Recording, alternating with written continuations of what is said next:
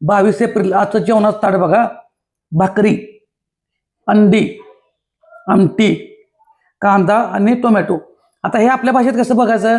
Carbohydrates, protein, carbohydrates, normal protein आणि fibre. ह्या दोन गोष्टी महत्वाच्या कुठल्या? हे फायबर आणि हे प्रोटीन. ज्यांना वजन कमी करायचं त्यांनी फक्त लक्षात ठेवा, अंड्याचा पिवळा भाग घेऊ नका. पिवळा भागात न्यूट्रिशन चांगलं आहे पण कॅलरी जास्त वाढवतं. म्हणून मी सांगत असतो की फक्त पिवळा भाग नको. अंडी व्हाईट घेतली तर 15 ते 17 ग्रॅम 15 ते 17 कॅलरीज आहेत आणि पूर्ण घेतलं तर 65 ते 75 अंदाजे कॅलरीज आहेत. म्हणून आपण फक्त पांढरं खातोय. आमटी, रस्सा जे काय असेल, कालवण म्हणताय, 1 वाटीपेक्षा जास्त नको. अंदाजे 120च्या आसपास कॅलरीज आहेत, 120 ते 150. त्यामुळे ते नको. बाकीचं आहे असं तुम्ही घेऊ शकताय.